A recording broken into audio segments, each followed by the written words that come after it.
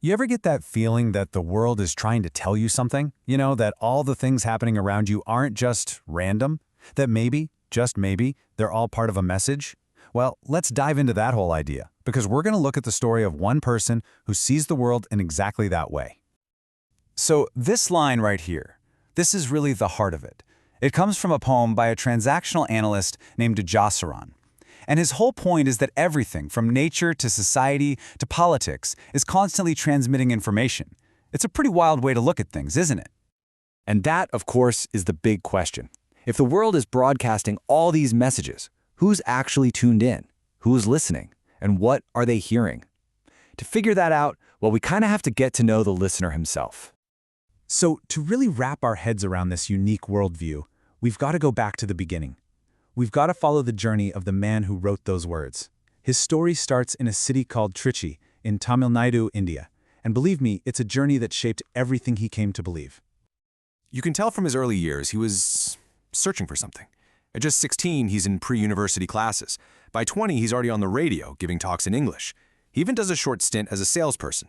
But then, at age 24, something happens. Something that completely changes the course of his life. Okay, and this is where the story really kicks into high gear. It's one of those right place, right time moments. A chance encounter with a massive pile of books and a very generous mentor. And suddenly, a door to a whole new world just swings wide open. 400. I mean, think about that number for a second.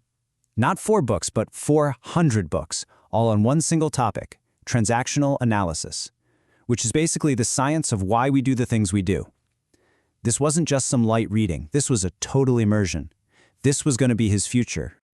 Yeah, and a library like that doesn't just pop up out of thin air, right? The place where he found all these books, this growth center, it was run by a man named Mr. Ratnam, and he turns out to be an absolutely crucial person in this story. Turns out, Mr. Ratnam was a pretty big deal. He was the chairperson of the local productivity council and was connected to a major business family. But more than that, he was a huge supporter of this transactional analysis movement. He saw the spark in Jayasehkkaran and gave him the push he needed to take his next massive step.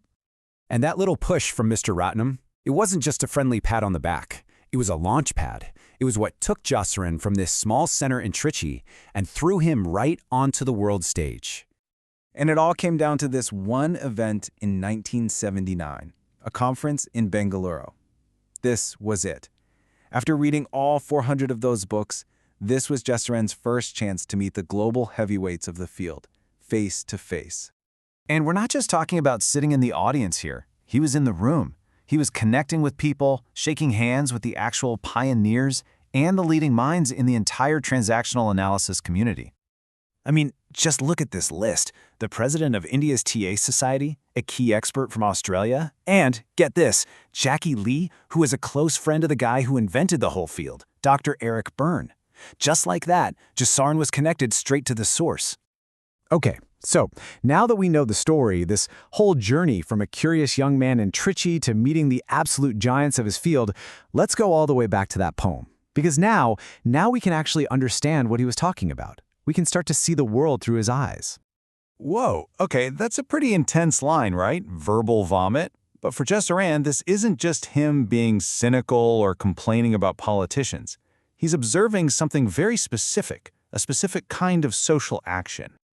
See, from a transactional analysis point of view, that kind of speech isn't just words. It's a transaction. The politician might say they're doing public service, but the real psychological goal, well, that could be anything. Seeking approval, showing off power. An analyst's job is to decode what's really going on underneath. And here's another one that is just so sharp. He calls it to be polite, and I think we've all seen this. It's that person who suddenly becomes super overly polite and complimentary because they're trying to fit in with a new, fancier group of people. And this is at the very core of TA. It's about spotting the games people play, these predictable patterns of behavior that we all use, a lot of the time without even realizing it, to get some kind of psychological payoff. The person who becomes to be polite isn't just in a good mood. They're switching up their social game to win a new prize, acceptance. So, after all that, what is this stuff really? Well, put simply, transactional analysis is a tool. It's a way to understand ourselves, our communication, and our relationships by looking really, really closely at the basic unit of interaction, the transactions we have with each other every single day.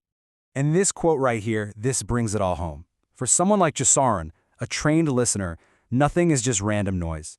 Every political speech, every awkward conversation, every big world event, it's all data. It's all just educational material for understanding us. So when you look at his whole story, it's pretty incredible. This unlikely journey shows us that transactional analysis isn't just some dusty old theory. It's a whole new way of listening to the world. A world where every single thing that happens is a message, just waiting for someone to finally understand it. Which kind of leaves us with one final thought, doesn't it? If everything around us is always transmitting a message, what signals are you picking up? And maybe more importantly, what are the messages you've been missing all along?